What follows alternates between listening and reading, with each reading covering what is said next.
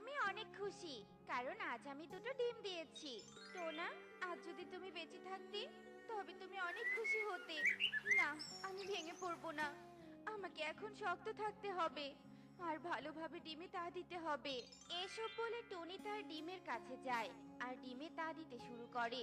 Tony রাত দিন একাকার করে তার ডিমে তা দিতে থাকে। শরীরটা বড্ড ক্লান্ত লাগছে। যদি আজ টোনা বেঁচে থাকতো তবে আমাকে আর কষ্ট করে খাবার আনতে হতো না।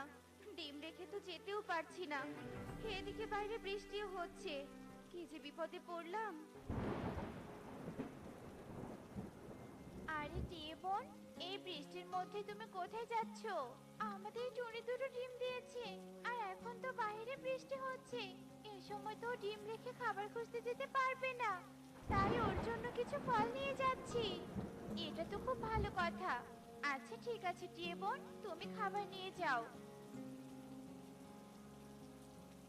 এরপর টিয়ে খাবার নিয়ে টুনির বাড়িতে আসে আর টুনিকে ফলগুলো দেয়। তোমার জন্য আমি খাবার নিয়ে এসেছি, মিঠে মিঠে ফল, খেতে খুব সুস্বাদু হবে। সত্যি টিয়ে বোন, তুমি অনেক ভালো। থাক টনি, আর প্রশংসা করতে হবে না। তা তোমার ডিমের কি অবস্থা? আমার ডিম দুটো ভালো আছে। কিছুদিনের মধ্যে আমার ডিম ফুটে ছানা বের হবে। তবে তো ভালোই হবে। এখন চলি তবে, তোতা আবার চলে আসবে। এরপর টিয়ে ছাতা নিয়ে চলে যায় আর এভাবেই বেশ কিছুদিন কেটে যায়। আর টুনির একটা ডিম থেকে ছোট্ট একটা ছানা বের হয়। টুনি তার নাম দেয় টুনটুন। টুনি টুনটুনকে পেয়ে বেশ খুশি ছিল। আমার এই ডিম ফুটে তো এখনো কোনো ছানা বের হচ্ছে না।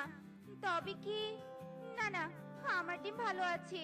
সোনা মা, তুই কবে বাইরে বেরিয়ে আসবি মা? মা, মা, তুমি কার সাথে কথা বলছো? আমি তোর বোনের সাথে কথা বলছি। এ ডিমের ভিতরে যে তোর বোন রয়েছে, আর সে বেরিয়ে এসে তোর সাথে অনেক খেলা করবে। তবে তো ভালোই হবে। মা, আমার তো খুব খিদে পেয়েছে। তোর খিদে পেয়েছে? আচ্ছা, আমি তোর জন্য খাবার নিয়ে আসছি। ততক্ষণ তুই তোর বোনের খেয়াল রাখবি, কেমন? আচ্ছা মা, তুমি কি করে জানলে আমার বোনই হবে? মায়ের মন সব জানে রে মা, ওসব তুই বুঝবি না।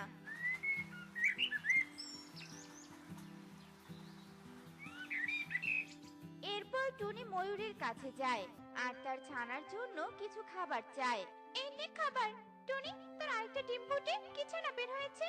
না ময়ূরী দিদি, এখনো কোনো ছানা বের হয়নি।